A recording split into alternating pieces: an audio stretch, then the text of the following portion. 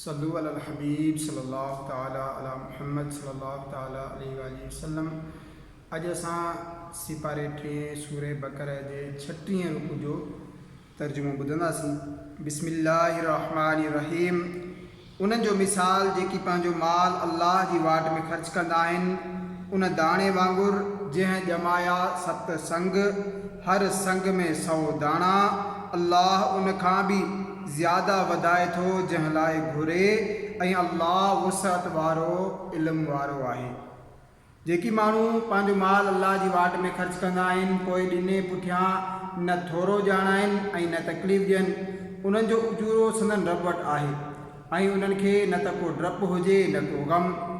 चङी ॻाल्हि चवणु ऐं दरगुज़र करणु उन ख़ैरात खां भलो आहे जंहिंजे पुठियां सताइणु हुजे, ऐं अल्लाह बेपरवाह बुरदबार आहे।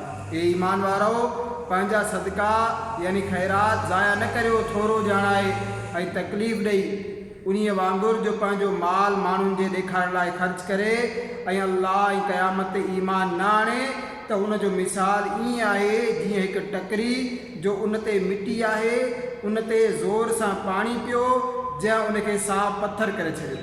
पंहिंजी कमाईअ मां कंहिं बि शइ ते कुदरत न लहंदा, ऐं अल्लाह काफ़िरनि खे रस्तो नथो ॾिए।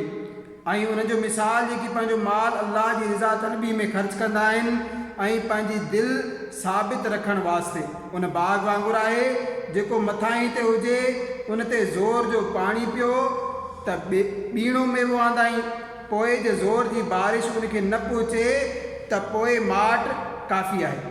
ऐं अल्लाह तव्हांजा कम ॾिसी रहियो आहे।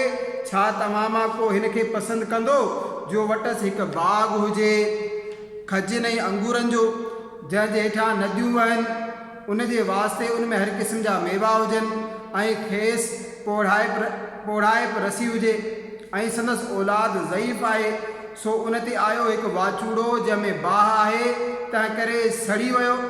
ईअं ई बयानु कंदो आहे अल्लाह तव्हां सां पंहिंजूं निशानियूं, त मन तव्हां ध्यानु ॾियो।